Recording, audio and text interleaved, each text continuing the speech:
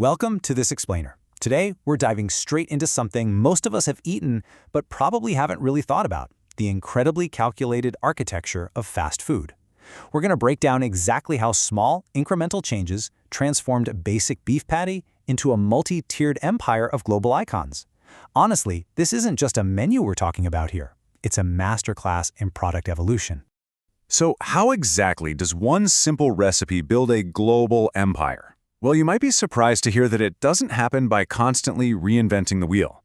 Actually, scratch that. It's more like the opposite. As we'll see, it happens through deliberate, highly careful iteration. Section 1. The Fast Food Foundations.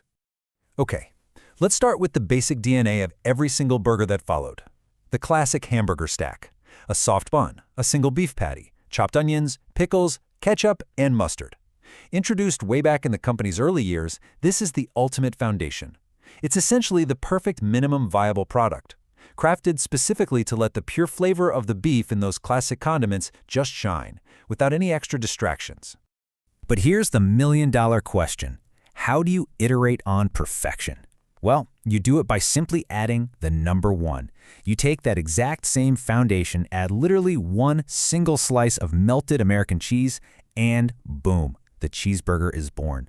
Same architecture, just one new component. And that one simple addition? It's a total game changer. It fundamentally transforms the flavor profile, giving you a significantly richer and creamier bite. It's a beautifully simple, deeply satisfying upgrade, which is absolutely why it remains a massive fan favorite to this day. Section 2. The Value Menu Variations. All right, here's a strategic puzzle for us. How do you give customers a larger meal without forcing them to jump to the most expensive items? Let's put two solutions head-to-head: the double cheeseburger versus the McDouble. On one side, the double cheeseburger brings 2 beef patties and 2 slices of cheese. On the other side, the McDouble has 2 beef patties but only 1 slice of cheese. It seems like a minor detail, right? But it actually represents a massive strategic split. First up, the double cheeseburger. By keeping those 2 slices of cheese paired with the 2 beef patties, it delivers a heartier meal with a much stronger beef flavor, all perfectly balanced out by that extra slice of dairy.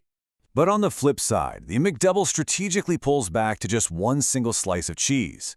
Sure, it offers a slightly different flavor balance, but here is the genius part. It keeps the burger highly affordable. I mean, think about it. At a massive global scale, saving 1 slice of cheese per burger is a brilliant economic move that completely cements the McDouble as a definitive value menu staple worldwide. Section 3. The Heavyweight Icons. Now, as the fast food wars really heated up across 2 critical decades, the menu absolutely had to expand to satisfy the growing demand for bigger, more unique items. Fast forward to the late 1960s, and the Big Mac is introduced to directly combat larger rival burgers. Then, rolling into the 1970s, the Quarter Pounder arrives for customers craving a thicker, much meatier experience. It is fascinating to compare the heavyweight strategies here because they diverge completely. The Big Mac, it's all about complex architecture and unique flavor, using 2 beef patties, a 3-piece sesame seed bun, lettuce, and that signature sauce. But the Quarter Pounder with cheese, it goes for a thicker, more substantial experience by relying on 1 larger beef patty on a standard bun, with a heavy beef focus backed by your classic onions, ketchup, and mustard. One is about complex synergy, the other is all about the beef.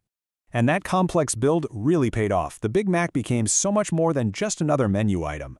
Thanks to its incredibly unique structure and special signature sauce, it became a recognizable cultural icon, a genuine global symbol for the entire brand. Meanwhile, the Quarter Pounder went in the exact opposite direction, going right back to basics. It focuses heavily on the taste of the beef itself, topping that larger patty with the classic, traditional ingredients we saw on the original hamburger. It's designed entirely for customers who want the pure taste of the beef to take center stage. It is honestly incredible to see how this all connects. We went from one basic recipe to the strategic addition of cheese, all the way to the creation of towering global symbols.